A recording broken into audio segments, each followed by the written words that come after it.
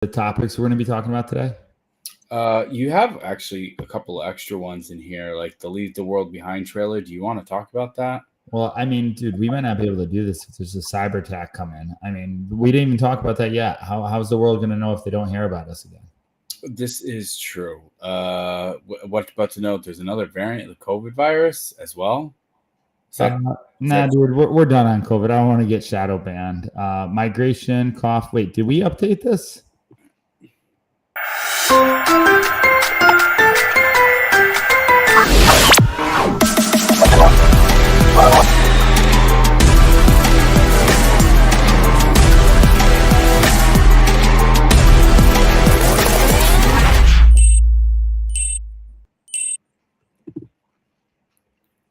All right. What is up? Welcome to the J and J podcast. This is episode number 13. You just heard us talking about the topics that we're going to be talking about. My name is Josh Lewis. Super excited to have you guys here. If you've not subscribed to the channel, please subscribe.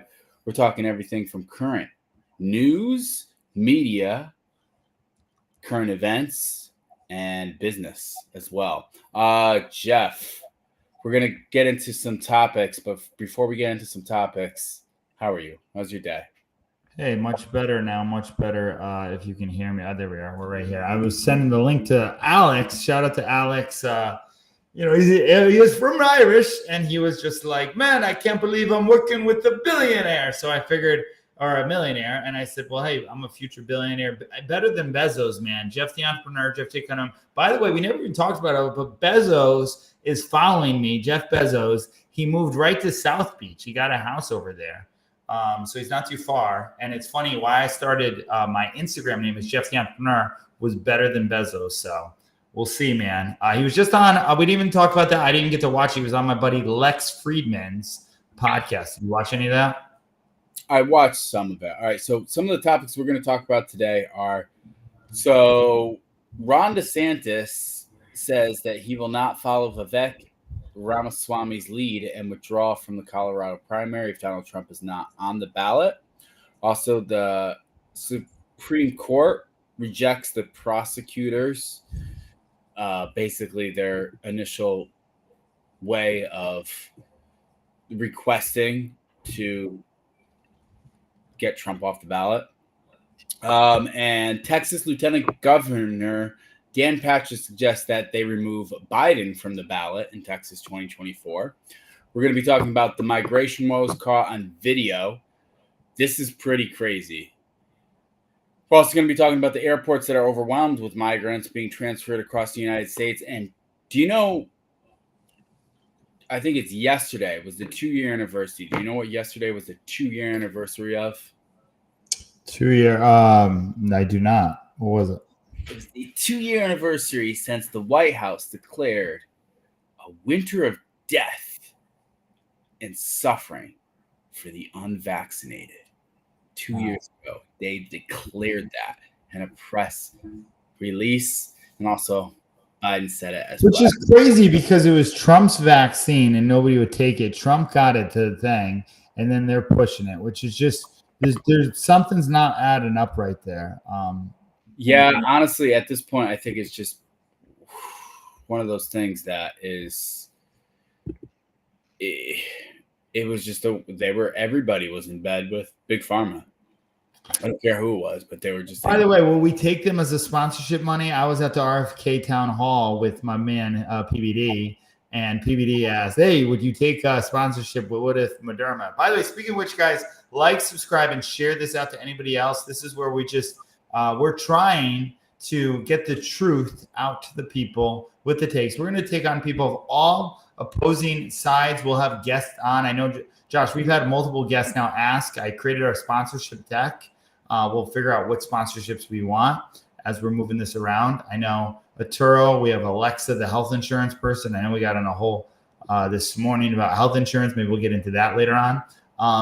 But I just want to let you guys know, click like, subscribe, and share this. This is the podcast of future billionaires, future millionaires, and freedom for the J&J podcast. Two brothers, one story at a time. So, Josh, why don't we get into today's first story? Today's first story, I want to get into something that I think it's just interesting, and I want to hear your point of view on this, because this is something that, to be honest, I think there's different schools of thought, and I don't think anybody's necessarily right or wrong to this, but this is basically Ron DeSantis saying that he will not follow Vivek Ramaswamy's lead and withdraw from the Colorado primary if Donald Trump is not on the ballot. So in case you guys have been underneath a rock, Colorado voted that Donald Trump would not be on the ballot, meaning people could not vote for Donald Trump in the election in Colorado. So he was just removed from the ballot. And Ron DeSantis was on Newsmax, and he was asked about this, and this is what he had to say. Hold on one second. I want to make sure that we can hear what we're saying. Give me 1 second. Okay, perfect. All right, we can hear it. All right, here we go. And real quick, fellow GOP 2024 presidential candidate Vivek Ramaswamy saying he will remove himself from the Colorado ballot unless Trump's eligibility is restored. Would you do the same?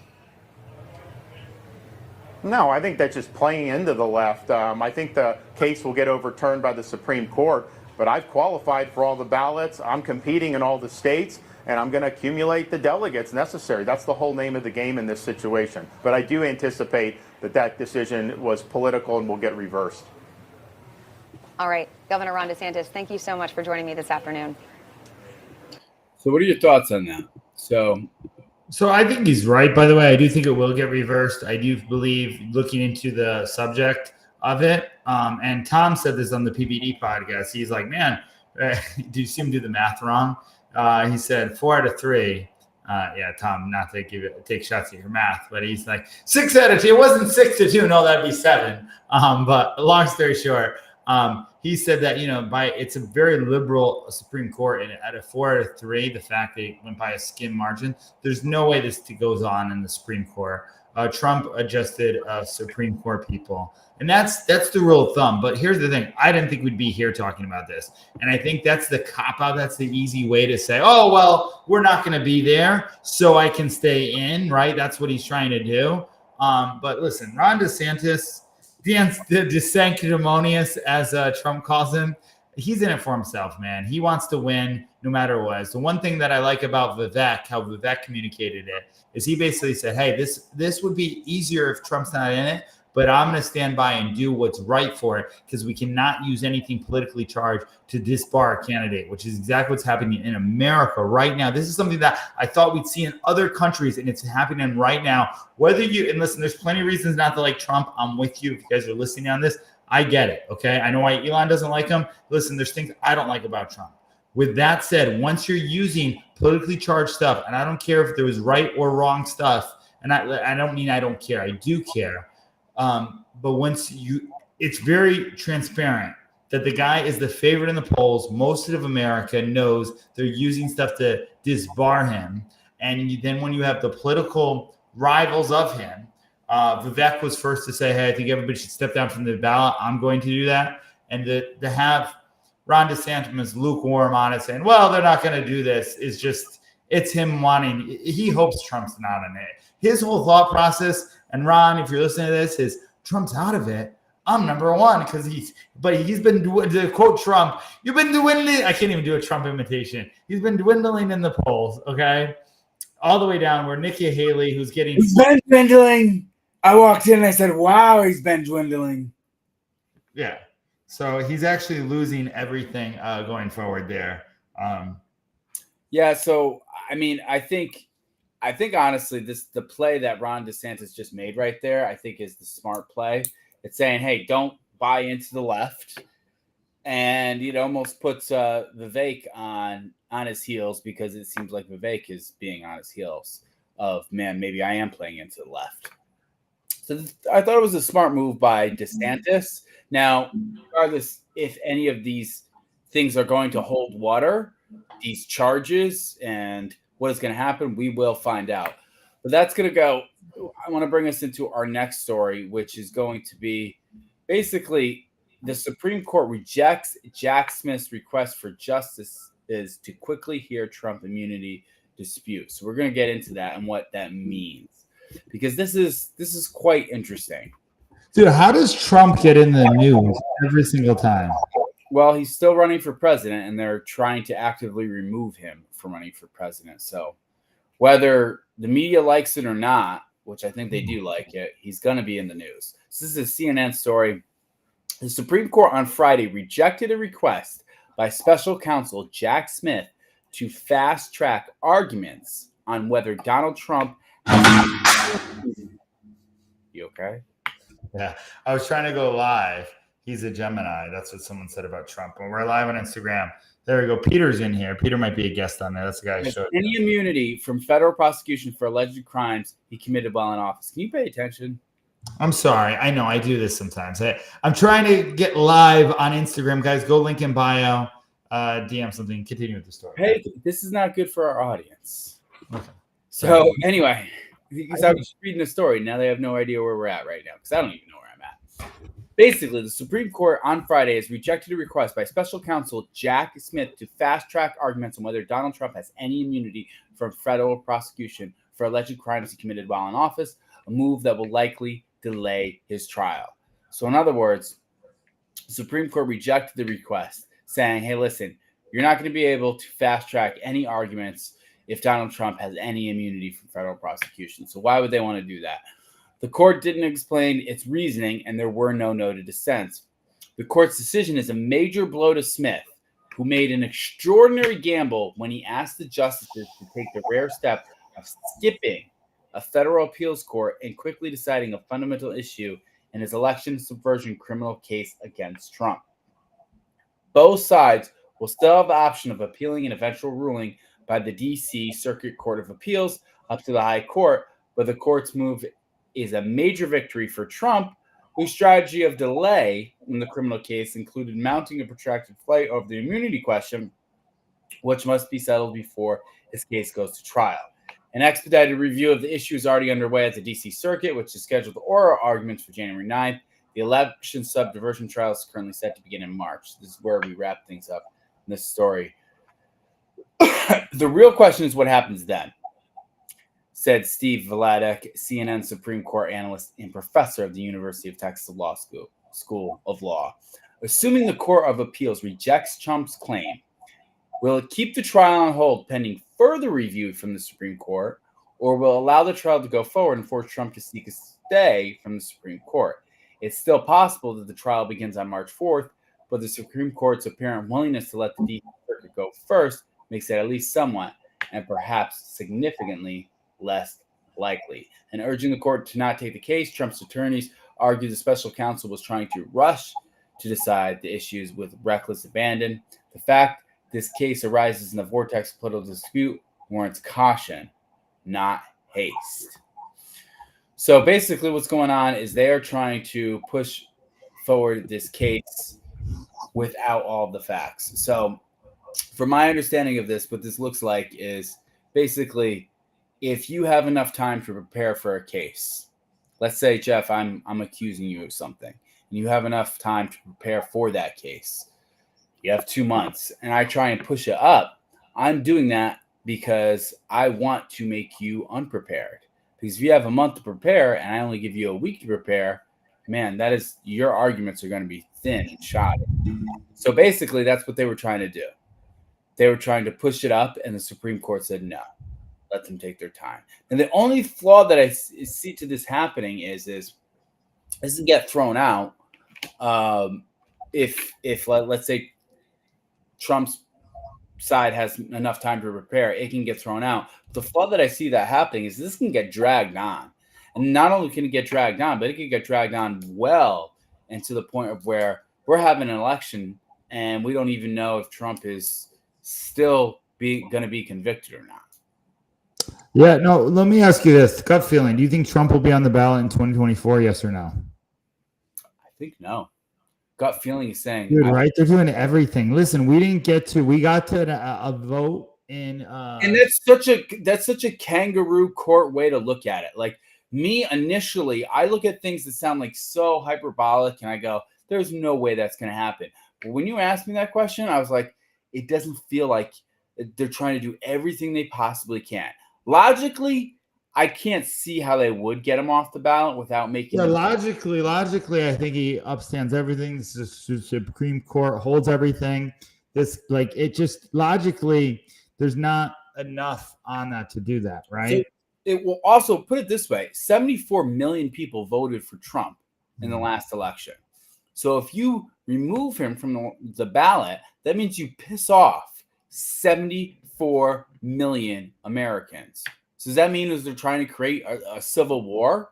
Because if you do that and you have that's exactly what that means. So with everything with the cyber attack coming looming and everything going on, that's why I'm so thankful that we can do this show and be speaking on all platforms. Thank you X, thank you Twitter, thank you YouTube, thank you for all those rooms. We'll probably be on Rumble eventually, but it's crazy, man. Yeah, no, it's insane. The fact that my gut feeling is no, Trump will not be on the ballot. Logically, it seems like he is. Dude, that's why when I said, and man, I wish I was a billionaire because then I could just, if I was a billionaire, I would 100%, I had $3 billion in the bank, I'd 100% just declare I'm running. But then it's almost like, why even? Because like right now, like look at Vivek, or even RFK, both of these guys who are speaking for a point of truth have both been disbarred by their parties. Vivek, they've taken everything down and they won't fund him. Ronald McDonald, right? Ron, she's basically said, hey, we're not going to give you any more of the RNC money. We'll give you one more red cent. And then the reason why RFK left the Democrat Party that he loves, and I met RFK, nice guy. Dude, it almost kills me to see how they're treating him. Very similar how they treated Bernie Sanders, okay? Which my buddy Peter's on here, if he's watching live too. So it's funny because it's almost like, why even run? Why even put myself through all that to run when at the end of the day, they just pick who they want anyway. And for some way, Trump got through one house some way because I don't think they picked Trump. They didn't think he was winning. They thought Hillary wasn't the thing.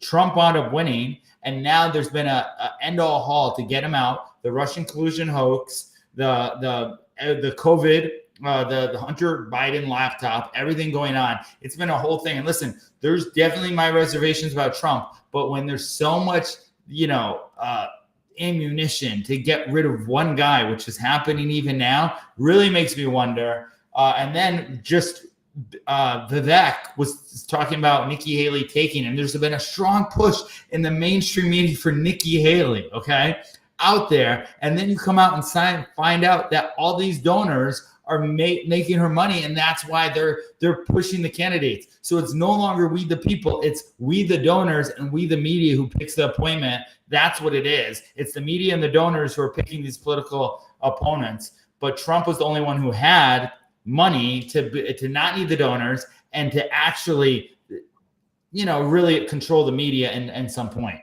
How do you think the Republicans handle this? What do you think? What's the best move for them to handle? Dude, I say to everybody, are you Republican or are you Democrat? Are you fed up? I think most America's fed up. I don't trust the Republican Party in anything. The fact that they couldn't get a Speaker of the House in 4 days and they kept voting it off. And Mike McCarthy, that was a mess. The Republican Party is a mess, probably more than the Democratic Party. Republican Party is more a mess because Trump could start his own party right now. There's a Trump party. They call them Trump Republicans. Trump could have his own Trump card, okay, and start his own party. If anybody could, he could. The Republican Party is so divided about Trump. You have Matt Gaetz and Lauren, who are more on the Trump side, and you have everybody else who's against him, who just kind of is too afraid to talk against him, right? Unless Chris Christie and that guy, man, he's vindicated because Trump didn't make him one of his guys. Trump said that. It's so clear, right? Like him and Trump are almost like the same type of bully type character, okay, and I'll say that. And the fact that Trump won and didn't pick Chris Christie's bitter, and he's running against him with everything going forward. However, Republicans are going to screw it up like they always do. Democrats are so common and connected. There's the old school good Democrats like the JFKs and the RFKs who actually generally like America and they have a little socialistic beliefs. There are them. And then there's the far left Democrats, which are the far left extreme that Bill Maher is even like, what's going on with these people, okay? And unfortunately, a lot of them control the media. A lot of them are influencing. I think a lot of them are ungodly. And that's why we're having, all the demonic evil stuff that you're seeing is from that side, and it's infiltrating, which is making people leave the Democratic Party and go to the Republican Party. This is what I think. I think this. If I'm in the Republican Party, how do I get to a point where I can influence other people? I'll tell a quick story. So I remember when I first took over a restaurant, and it was very stressful. Half of the back of the house in the kitchen, they did not like me, more than half. 90% of them didn't like me. But there was one time where one of the fire marshals showed up. Now, if you've never had a fire marshal or an inspection happen before, basically the people who do their inspections are really good at what they do, and their whole job is to nitpick everything. And it depends on the personality of the inspector. I have found from personal experience, usually inspectors or people who are going over everything with a fine-tooth comb tend to have a little bit of a Napoleon complex, and that can be not just in them being vertically challenged, but also mentally challenged in a way where the way that they can kind of get over on you is by telling you what you need to do. So at this point, the fire marshal came in and he started just nitpicking us and just going in. And he was doing it to me, and he was doing it, and there was another cook on the line. This needs to be moved over here. You see where this is at? See that gap right there? That could cause us a fire right here. This right here is a hazard. You really are going to put this over here? That's a hazard. I said, well, let's move it right now. Oh, I can't believe you have it right here right now. I mean, that's a hazard. I appreciate you sharing that with me. Let's move it over right now. We won't do it again, or better not do it again. That's a hazard. Your whole building could get shut down. Very rude guy. So after the guy leaves, now I've been there for only a couple of months. The cook that was on the line, I did not have good rapport with. But I looked at him. He looked at me. And I looked at him and just said, man, fuck that guy. And he laughed and I laughed. And we shared a common bond. And we didn't get along. But as soon as I said that, all of a sudden, boom, bond was created. Because we shared a common enemy. Had nothing to do with us. We shared a common enemy. I think if the Republican Party wants to gain any momentum, they need to stop infighting and figure out who their common enemy is. Who is the person that is threatening them of where they're going? Because what's happening is the Republican Party is so divided. They have no idea. It's like the Democrats are shooting themselves in the foot in a race, but the Republicans are just running the opposite way, thinking they're going to win the race. Either that, or the Republicans are in bed with half the other Democrat Party. But not to go full conspiracy theory, my whole thing is if you want to win, you need to unify your people. And if you don't know how to unify your people, if you're against each other and you're one person believes that, hey, we should have abortion, and the other person believes we shouldn't have abortion, but you're still Republicans, the way to get unified is to find a common enemy. Once you find a common enemy, you can give that 100% to agree upon and then be able to move forward. So having said that, let's jump into this next story because it's very similar of the story that we were just talking about. I think it's very interesting. First off, it's crazy that we even got to talk about this. But this is a breaking report from Leading Report saying Texas Governor Dan Patrick suggests removing Biden from the ballot in Texas in 2024.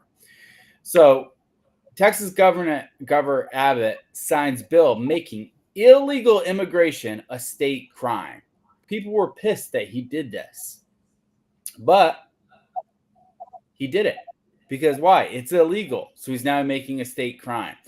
So Governor Dan Patrick said, we believe in democracy, but maybe we should take Joe Biden off the ballot in Texas for allowing 8 million people to cross the border since he's been president. Let's listen to what he has to say. The Texas Lieutenant Governor Dan Patrick to deport them. Joining me now is the Texas Lieutenant Governor Dan Patrick.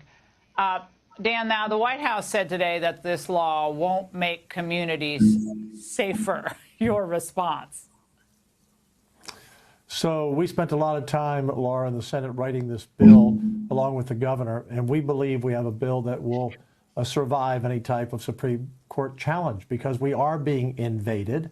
Arizona tried this about 10 years ago, but our law is different. It simply says that our law enforcement can arrest anyone, take them in, do a background check, photograph, do fingerprints. If they saw them cross the border illegally, we can do that. Or if they happen to reveal in the arrest stop that they crossed illegally, and then the magistrate will send them back and will escort them to the border. And they have a choice. They can go to jail or they can go back. And if they go back and try to come back again and we arrest them again, the penalty gets even higher. We're fed up. In fact, seeing what happened in Colorado tonight, Laura, it makes me think, except we believe in democracy in Texas, maybe we should take Joe Biden off the ballot in Texas for allowing 8 million people to cross the border since he's been president, disrupting our state far more than anything anyone else has done in recent history. And so this is so outrageous. 10,000, 12,000, 14,000 people a day crossing the border, 8 million now, people the numbers, since he's been in office, enough to be the 12th largest state. Yeah. It's incredible. So one thing, I think he's being a bit like over dramatic or hyperbolic in that situation. Like, hey, let's remove President Biden off the ballot for Texas because he allowed 8 million people. But this is interesting. Tim Pool retweeted this. This is a story from the Boston Globe. Jeff, did you see this?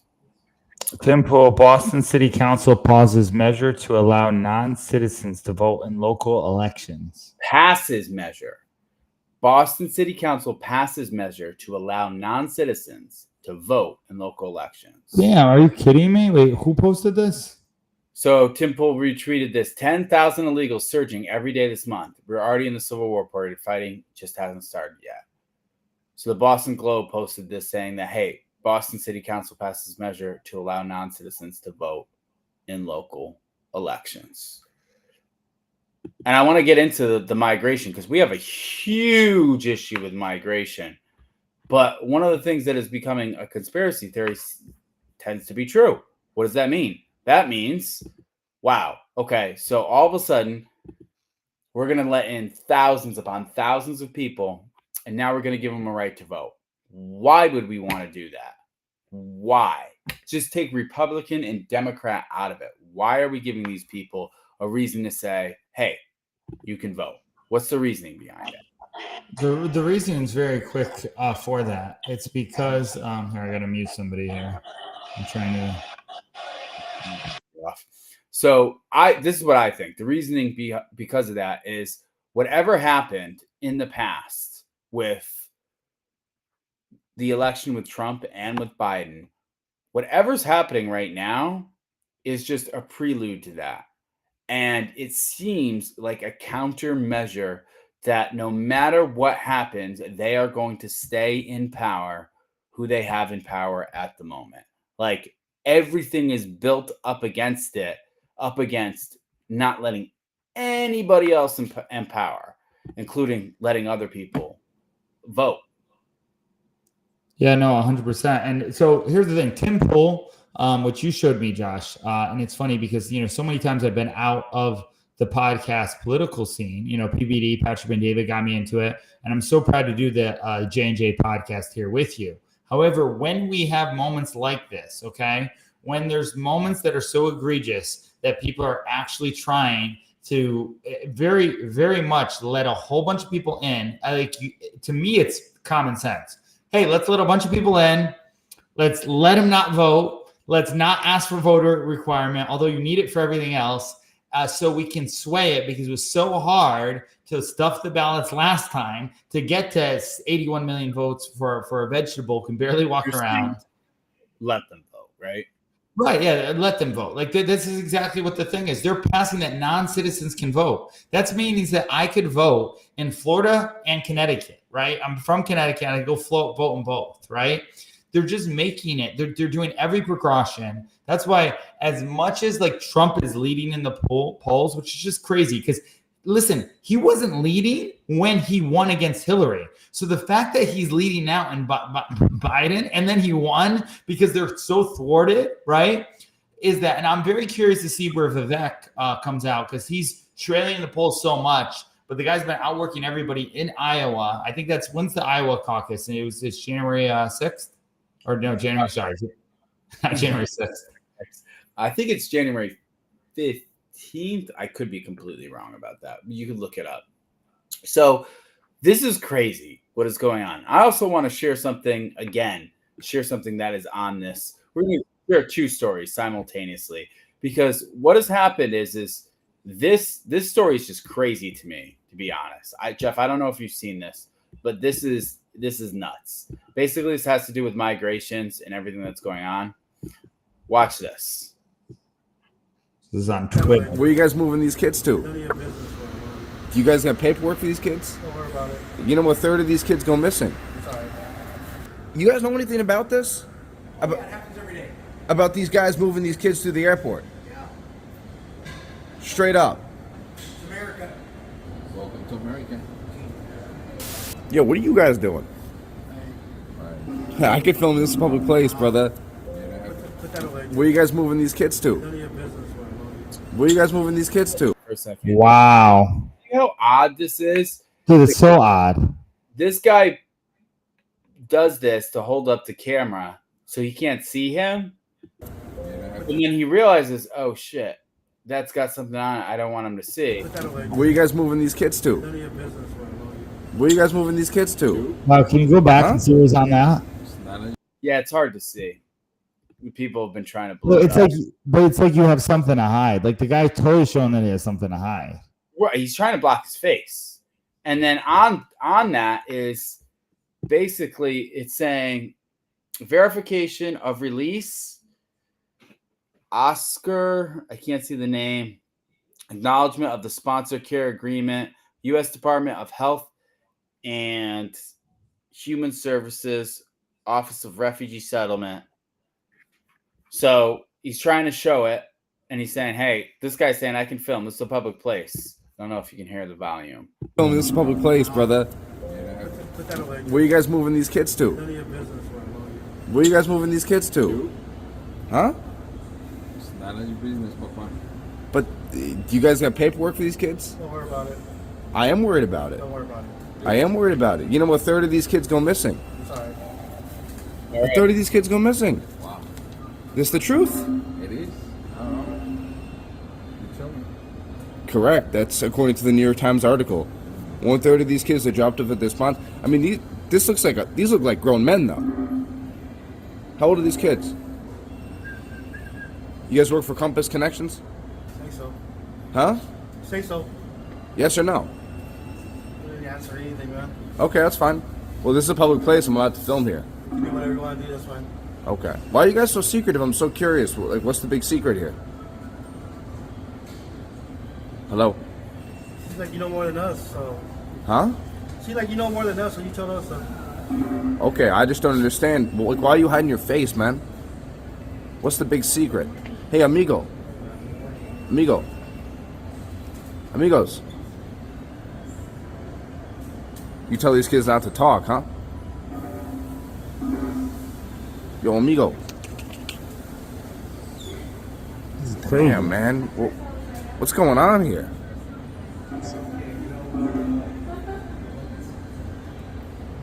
Hey, can I ask you guys a question? I'm just filming for my own safety. You guys know anything about this? That happens every day. About these guys moving these kids to the airport? That looks like a guy from Straight up. he looks like America. It's American. one It's of those America, cartoon characters. where we move kids to airports. You heard that? You guys proud of what you're doing here?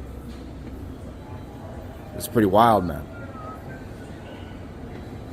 Welcome to America. Yeah, that's part right there. Welcome. This guy's It's pretty wild, man.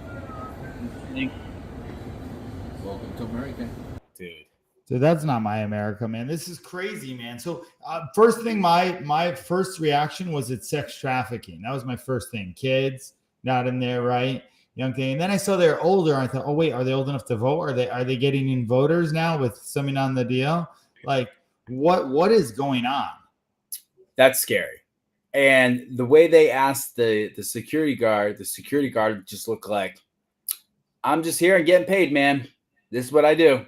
Like, I don't really want to get in the middle of it, but yep, this is what we do, man. Just deal with it. Like, can't do anything about it. Like, his body language was like, can't do anything about this, man. I know what Where was it? Was that in Texas?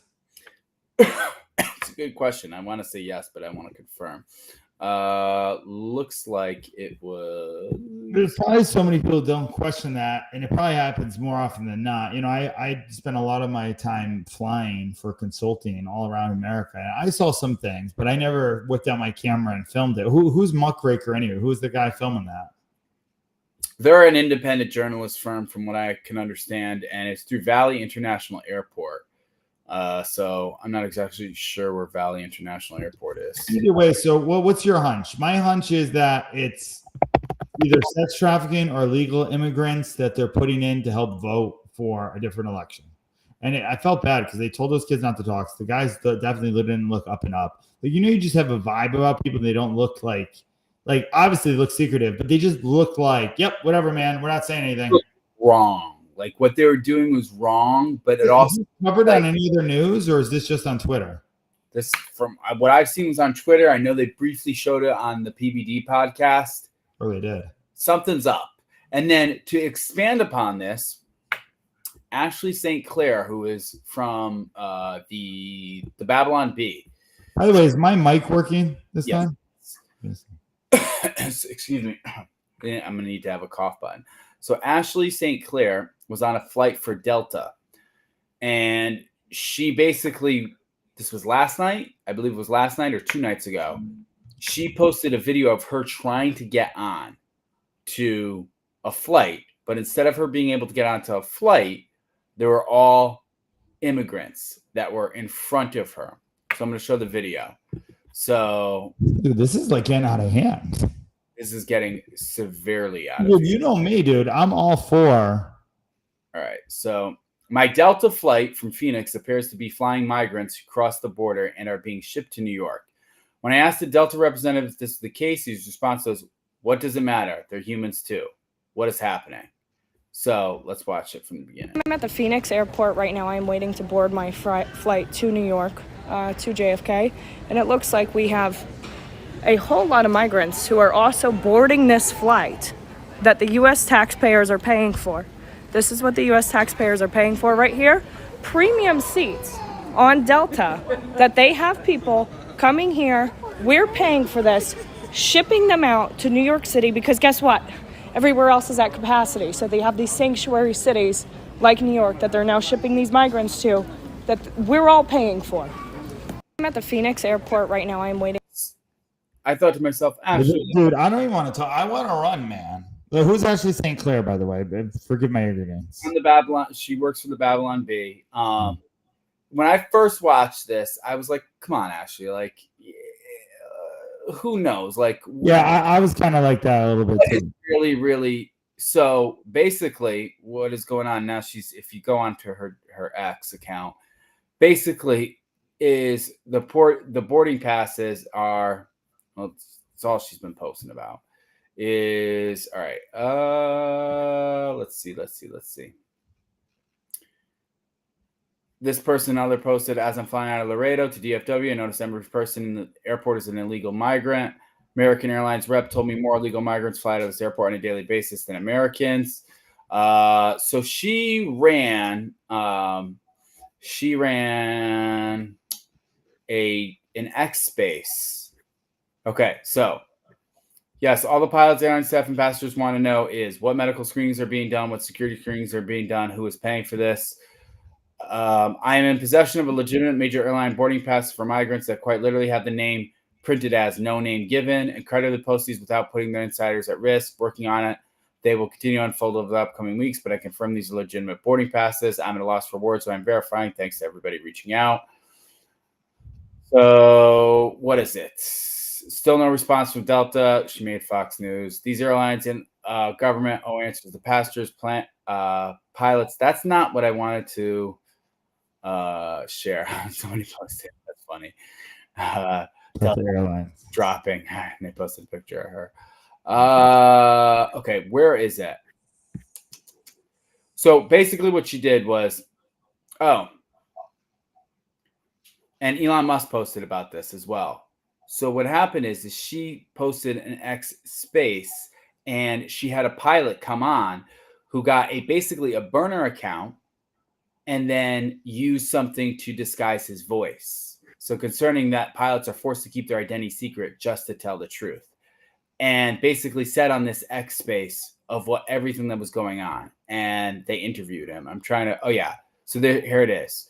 So breaking, O'Keefe St. Clair airline insiders talk migrants and airports. So basically what's happening is the pilots are seeing all this happen, and everybody else from the airports are seeing this happen, but nobody really knows what's going on until right now. Now everybody is like, holy cow, what's going on right now? Dude, this is crazy. We saw story after story. It's like you can see the demise of America and the political system right here. Because, like, if you have half, and I think it's 8 million migrants who came in since Biden's been, right? I don't know the number, but that sounds about well. So think about it. If let's say the election goes the same way, because the whole goal is never Trump, get Trump out, right? The whole deal. Let's say that's the whole poll with everything. And if you're evil genius, and Vinny was saying this in the PPD party, so you almost got to give him credit. And I think, okay, if we can get 8 million people here and give them voting rights right away, and we brought them here, which, by the way, I've been in third world countries. I spent some time in Colombia. I love it. It's nice to be in America. I understand the advantages of being in America. So if I grew up in a third world country, I all of a sudden realized I could go to America, the dream, get on a plane, get on everything, be here. And they said, hey, when you get here, just vote for the guy who brought you here and everything is Biden. We stayed in here. You have the American dream. This company was built on it. I would vote too, right? 100%. Going in their shoes and everything. I don't think any of the migrants are doing anything wrong. I think they're doing exactly what they want to do. I think us as a country is doing what's not in our best interest, but in the best interest of someone who's trying to thwart an election. Like, it's very clear. It increasingly seems like that. And like, listen, if I'm putting myself on the Democrat side, I would almost be like, yo, slow down. Because if this is what you're actually doing and this is your tactic, it just doesn't look good right now. Like, whatever you're doing just looks bad. It just doesn't look good. So one other story before I want to get into the I think is a good reminder to have. So listen, before I get into this, and I want to talk about and maybe you can spearhead this, but the valuetainments. Well, are we gonna talk cyber attack? We can, sure. Yeah, we can. So I think, but I want to talk, I want to bring this up quick because I think this is important for us to talk about. Now, COVID started in March of 2020, and we are all the way at it's almost going to be 4 years from once COVID started, 2024. There was a lot of chaos that happened, and then there was a certain part, like the middle part of COVID, where the vaccines were released, and then it became vaccine versus anti-vaccine. So I'm going to say a couple of bold statements before I start this, but if you are pro-vaccine, take vaccines, good. I'm glad. I'm happy for you. I think you made the right move for you. I hope you're well. I hope you continue to do well, and I encourage you to continuously stay healthy, no matter whether you take a vaccine or not take a vaccine. If you did not take a vaccine, I encourage you to keep up on your health and say, good for you for making the decision that you want to make. There is no flaw on either party. And factually, we know that now because of data, that it doesn't matter if you are vaccinated or not vaccinated. It's really not going to do all that much. So we know that now, but what we didn't know in the beginning was we as consumers. If you look at the data and if you look at the studies, the manufacturers for the vaccines knew that they weren't that strong, but we still, as a country, forced people to try to take this vaccine. It's been 2 years since President Joe Biden and the White House declared a winter of death for the unvaccinated. And I want to play this because I think it's important that we need to be reminded of what they were saying about people who are American citizens, who honestly had a choice whether they wanted to take a vaccine that was just newly introduced to the world and said, do I really want to take it or do I not want to take it? It was just newly introduced into the world.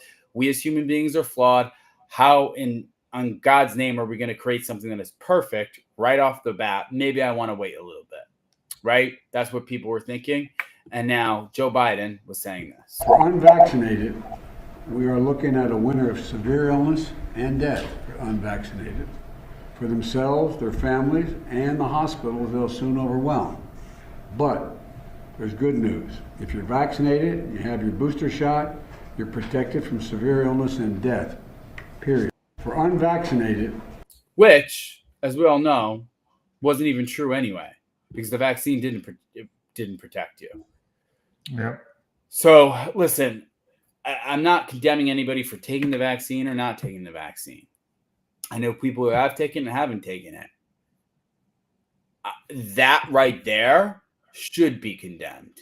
You don't get to tell people you're going to overwhelm the hospitals and you're going to die because you didn't take something that was just newly invented last year and you're forced to take it.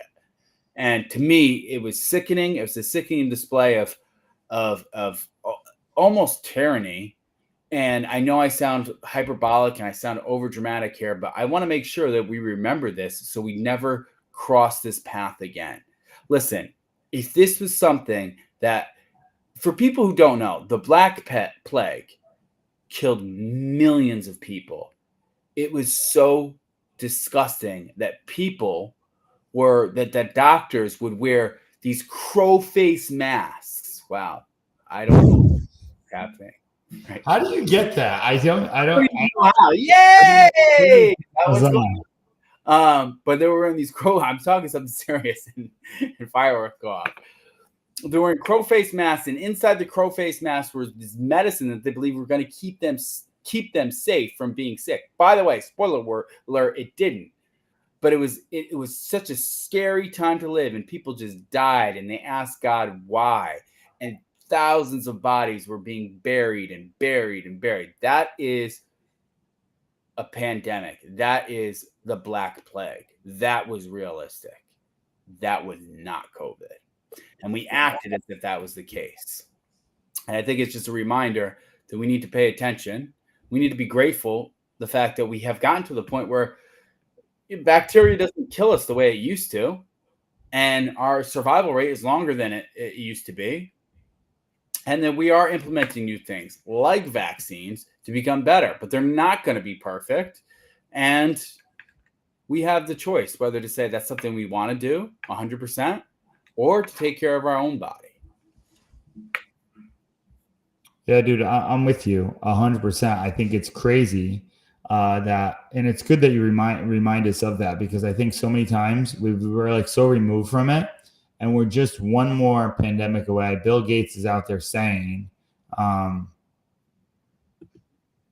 we're going to have another pandemic in 2025. Patrick Van David said that we're going to have a cyber attack. He said it's not a moment of when, it's a moment of how. Yeah, it's a matter of when. It's not if, it's when.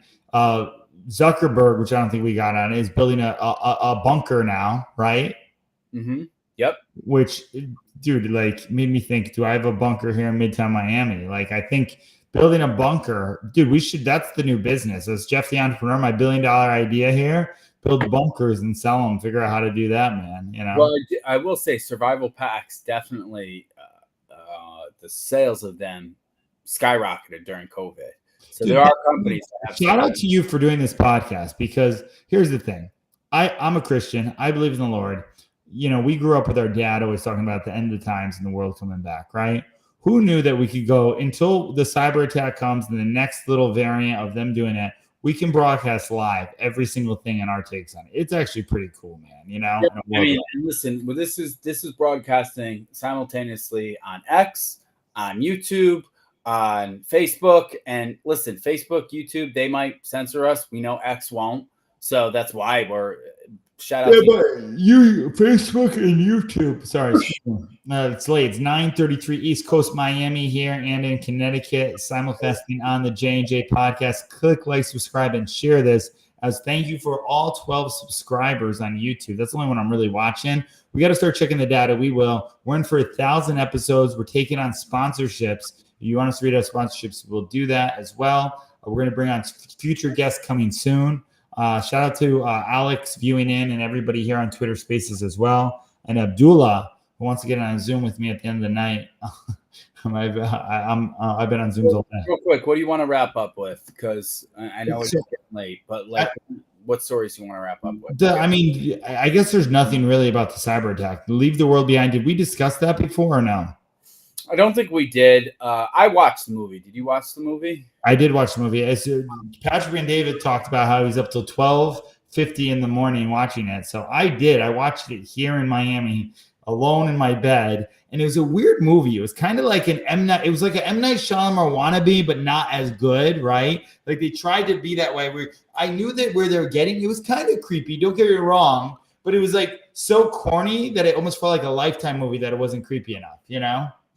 I was disappointed because I thought it was going to be, and this is effed up to say, but I thought it was going to be way more satanic than it was.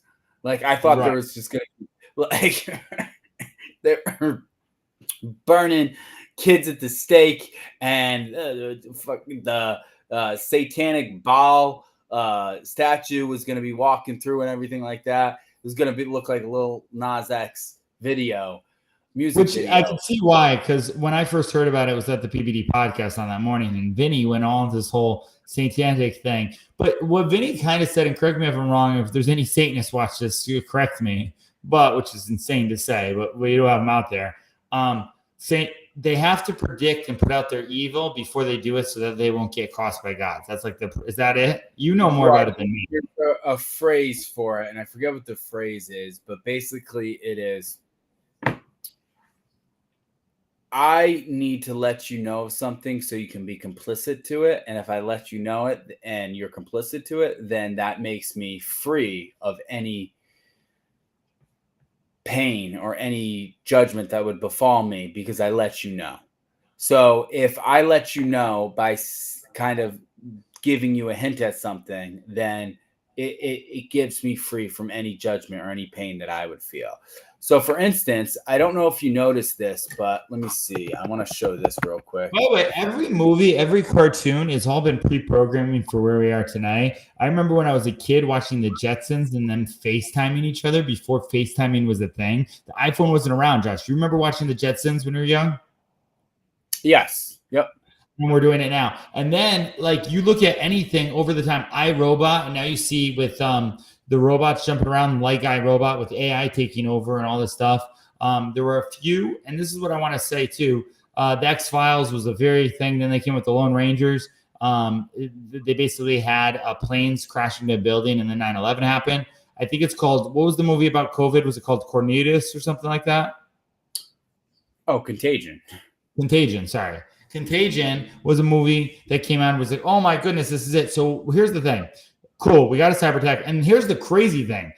And if you go look at the producer of Leave the World Behind, he was like, oh, Obama was in my ear the whole way through. Obama was so passionate about this film.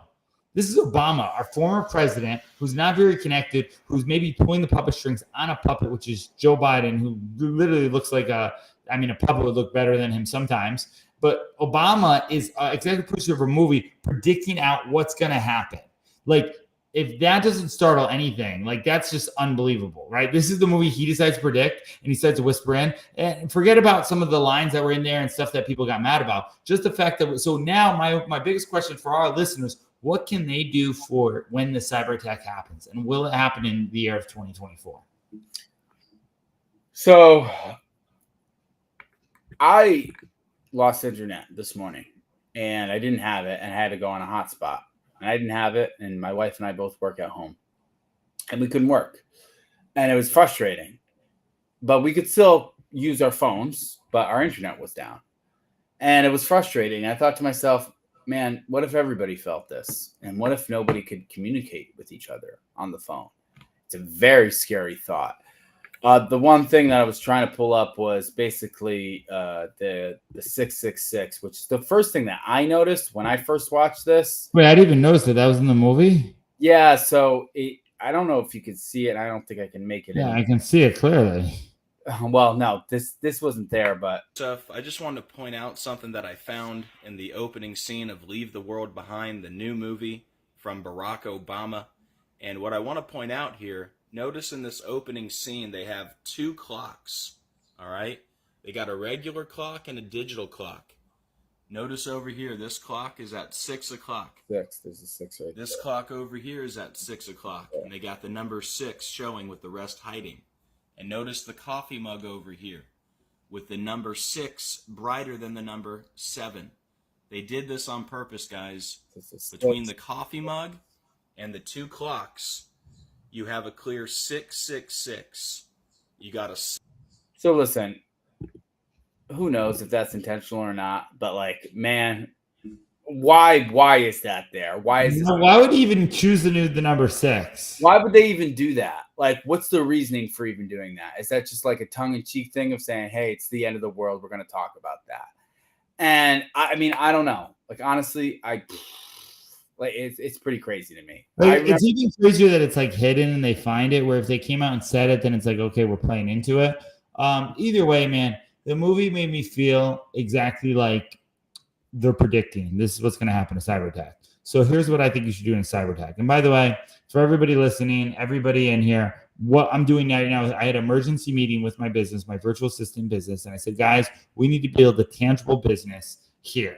So because our business, our Changing Life Consulting and our marketing branding business is all virtual. It's all digital course products. If they shut this down, we do not have a business. Like, I'm very clear about that. So now we're building out businesses that are going to be print on demand, social stuff, and we're going to be doing something here in Midtown Miami. I'm actually getting on a call with Abdullah in a little bit.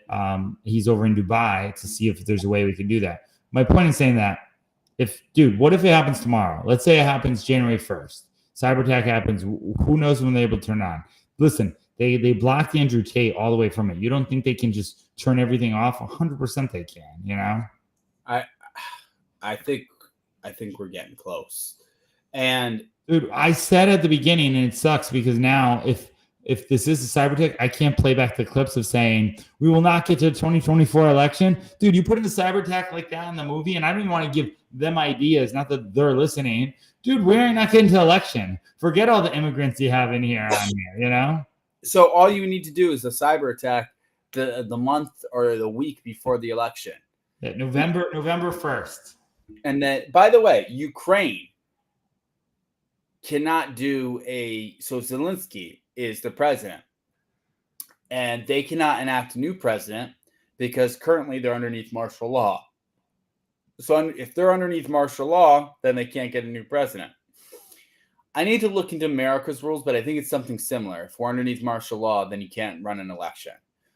So listen, it's crazy that we even have to talk about this. Like, it's insanity to me. Which, by the way, our whole history, we've had a civil war before. We've actually had a good time when Bill Clinton was in office and all these great people of not having crazy wars, not having craziness. If you look at it as like an innocent bystander, as this is a movie, now we're getting into some exciting times, okay? We're getting people want to conquer the world. We're getting China and Russia. It's getting pretty interesting, okay? But we're getting to the point of where, at worst place, everybody keeps hyping up the worst crash in 2024, year of chaos. I mean, listen, got to be ready. That's why, I don't know, man. I don't know. It's like, I don't know. Like, I feel like we're in a movie and I don't know what's going to happen. But either way, I'm glad I'm in Florida. I'm glad we have what we have. I'm glad I have the right to bear arms here. Just because I believe it's going that way, you know? So this reminds me of this clip right here. I'm going to play this because we were just talking about the Civil War. And I think this is something funny to play. About the Civil War? Civil War was basically just the North just shooting racism out of the South. That's what happened. The North was like, South, can chill. And the South was like, no. So a bunch of guys had to walk down there and shoot him a lot. And they were like, all right, we'll let him go. But we're not going to be nice to him for a while. Until we find out they're good at football and then roll tide. The Civil War was basically. Man, you know, I'm very sensitive towards that stuff. I don't know what it is about me. Like, I think, listen, one of the things about America, and this is maybe, I know it's, I understand it's funny and all that stuff too, but our history, and I mean this, maybe this is more for the liberal side, the fact that we had slaves and everything. And listen, I didn't grow up in that time, right? But we know that as a history, right? This is proven. It's just wrong. You know what I mean? And listen, 100%, it's wrong. I'm not saying the Civil War. This country has ever been. Say with this is the most divided this country has ever been. Say with the red states and the blue states. It's like, why? Because we tweet at each other. You know we had a war, right? You know this country had a civil war? That was pretty divided. Like, at least nowadays we're communicating with each other. Back then, those guys they got the news like once a month. Some guy would come by on a horse and they were like, who's talking shit? And the guy was like, the South is talking shit. They were like, fuck that, I don't like that. Give me my gun, I'm gonna go down there. I'm gonna walk down there for a month straight. Shoot the first fucking guy I see down there. That's how much. This is the... Actually, I think it's a positive spin on it. I think because we do have Twitter and we do have an outrage culture to a point that we're not doing that. We're not so quick to go to war. Unless it's another people's country, then we'll just give them a ton of money and let them fight. Yeah, I mean, listen, comedy's there for a reason. I'm not, like, I know how you say, like, you're sensitive to those type of things, but comedy's there for a reason, man. Like, it's there to laugh at. There's truth in jest, but we're there to laugh at things. And I think freedom of speech hurts comedians the most, to be honest, because then people can't speak or make joke, or a lot of therapeutic ways come from laughing at things or learning to laugh through things. That's why we have comedians and why they're able to, why people love listening to a comedian so much, because it makes them A, forget about things, and B, man, there's so much crazy things going on. It feels better to just laugh at it. Yeah, no, and you're right. I do think there's a point of that too. I just think, and it's funny, Trump is extremely funny. What was $1 billion and what has $1 billion and what's raccoon and $1 billion? What do they have in common? In my hair, the raccoon doesn't have $1 billion effing dollars, right? And Trump Michelle Obama gives this beautiful speech. My wife gives the exact same speech. Nobody likes it. That is funny. Okay, whatever it is, he's more of a comedian entertainer than he is a president. But he's someone who actually became president and actually did a heck of a job when he was in here. Hate or like the guy, you could just look at where we are now. Anybody can look at it and be like, well, yeah, and so yeah, go ahead. No, I didn't mean to interrupt. Go ahead, finish your thought. No, and just I think it's very clear that it is okay to laugh. And one thing I do like about Valuetainment, what they're in the media, they're making a comedy channel, right? So they do it on there. One thing I like about their show that they do is when Vinny and Adam get mad at each other across the aisle, they get ticked off with each other, and they literally get mad on the air. And Patrick's like, whoa. That's because I was just trying to think if and maybe we should laugh more in this show and make more of a comedian. I think we should. We definitely should have, listen, because just reporting on the news is going to be, it's going to be challenging, and it's going to be good. Yeah, one thing I like about Patrick, he was reporting something today. I forget what it was the other day, and he's reading, he has the printouts, and he's laughing about it. And he had laughing in such a way, and dude, it was like a horrible story. He's like, check this out. I forget what the story was. It was with the girl, Emily, what's her name that was on there? Yeah, so we could cover the story as well, but basically it was Southwest. I'm about to laugh. Southwest will basically, let's see. Is it more Southwest is doing what? Yeah, I remember. I forget it. I watched it late at night. That's usually what I do. Plus, what I do for fun at night, and you can ask. That could be wrong. Okay. Yeah, here it is. Let's see. This is I gotta see how I can get control of New this. York Post story. Southwest Airlines is praised for customers of size policy that allows overweight flyers to purchase one seat and get another complimentary. Plus size TikTokers are praising Southwest Airlines for its customer of size policy, which allows overweight passengers to request a complimentary seat and forces the flight staff to accommodate larger flyers, even if that means kicking others with tickets off the flight. If you're fat, you know the anxiety of flying, and this alleviates it a lot. Caroline, a traveler influencer who said she's a size 20, told her nearly 200,000 followers in a video posted at the end of October. I had a very comfortable flight, just feeling like I was allowed to take up the space I needed. Under the Texas-based airlines policy, customers whose bodies encroach past the armrest are entitled to an extra seat at no additional cost. It says that passengers have the option of purchasing just one seat and then discussing your seating needs with the customer service agent at the departure gate.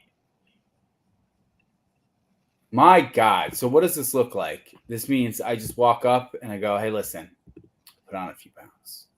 Not only put on a few pounds, but I'm about to have some muffins, some donuts while I wait for our flight to board. And yeah, that's you. You tried to join in on your phone. Oh, that's what it was. Yeah, right. So I'm messing around. I can share my screen here too, which is good to know. Yeah, I made you an administrator. I was gonna tell you after we told the story, but since you rudely interrupted the story, sorry. Now we can't talk about it. So, like I was saying, all we need to do is go to Southwest. So, Jeff, when I come see you in Miami, I'm gonna book a Southwest flight. I'm going to tell the person at the desk that I've gained a few pounds and I'm planning on packing on a few more. I know we have an hour until boarding. I'm going to have some donuts. I'm going to have some avocados. I'm going to have some burgers, some onion rings. And it's possible that I'm just going to spill over the armrest and see if they give me 2 seats for the price of 1. Because isn't it such a great feeling? Remember when we were flying during COVID? Like you got on a flight and nobody was on the flight and flight was like $20. And you got on the flight and nobody was on the flight and you just sat down. That's when I built my consulting business. Like this. I felt like I was flying private. I know, it was awesome. Where did you fly during COVID? Oh yeah, you flew to Texas with me. Texas, Vegas. I think I went to Florida too. All during COVID. And I was like, man, this is the way to fly, bro. Like nobody was on the flights. Yeah. And it was, you just left to yourself. You could fall asleep. You could stretch out. It was crazy. But anyway, listen, I think customer of size, listen, this is not a popular way to say this, but it is unhealthy to be overweight. I am currently overweight right now. I'm a 5'8", 5'9" guy, and I weigh 173 pounds. My ideal weight is between 150 to 160, and I weigh 173. I am overweight. I am. And there's no two bones about it, or whatever they like to say. I weigh a lot. So I need to lose some weight, and I'm going to. I always lose weight when it comes to January, but I've gotten a little... Well, tomorrow, at 12 o'clock, I believe I'm in it, I joined Alpha Slice's incubator. You know Alpha Slice, right? Yes. So he has this fitness program, so I'm going to do that too. So maybe we could share. No, let's share our in January. Let's share whatever plan we want to do. Yeah, so I'm probably going to follow a plan by Chris Gethin. I also do some fasting. I will do some different tactics. We'll have to bring Chris on. Chris has agreed several times to come on the show, and I felt like it would be right for you. So maybe we could bring him on at the beginning of the year. Yeah, definitely we should. So this is what I think. I think we should start booking more guests on the show. And the whole goal of the show is we can talk, business, current events, media, But when we have somebody on, I want to talk about that person. I want to talk about where they came from, where they're going, what they add to the marketplace. And we could talk a few stories as well. But basically, if we're going to bring somebody on, I want to talk about that person's life. You know what I mean? Almost kind of like what PBD did with Usman. Yeah, very similar. Like with Joe Rogan, he doesn't have a Joe Rogan podcast. He has the Joe Rogan Experience. And the Joe Rogan Experience is he always has a guest on. Yeah. And he'll touch on other different things going on, but he always talks to the guest. For you and me, I think this is a good podcast to have because we can just talk about whatever. But I want to sprinkle guests in, absolutely, throughout the show. All right, why don't we tease what we do next close? Why don't we hold off the top, because we'll have a show before the end of the year, the top 50 most influential people by it, and what we're going to do and setting out our goals and maybe submitting your goals as well. I'll do this before everything for 2024, how we can maybe hit the goal of the top media as well. Yeah, I love it. So we'll be doing that. Guys, if you are new to the show, thank you so much for watching. Please like, comment, and subscribe. Recording in progress. Why would you do all that? It's because Recording stopped. Jeff is, by the way, you're going to find there's going to be a common denominator without this show. We're going to get 1,000 episodes in, and Jeff is going to do certain things that just piss me off. And he's just going to do it, and he's going to like start filming. He's going to start adding things, and it's just going to add to the fun of the show. But like that stuff, what he just did right there, just frustrates me because the listener is going to be listening to him and go, well, "What's going on here?" It just seems unprofessional. Anyway, please support this loving show that is filled with love, brotherly love, and our whole goal is to bring to the forefront the things that need to be talked about and talk about it in a positive manner and how can we change it to be better, because there's a lot of chaos going on, and I believe that 2024 is going to be a year of chaos. And subscribe to the channel right now because Jeff and I are going to help you get through it, because we're going to get through it together. And that's all I got. You got anything, Jeff? No, sounds good. Click like, subscribe, share this. If you want to be a sponsor or a guest, reach out to me. Best way is support@getclc.com, support@getclc.com. And we'll have our booking manager and our sponsor person get back to you.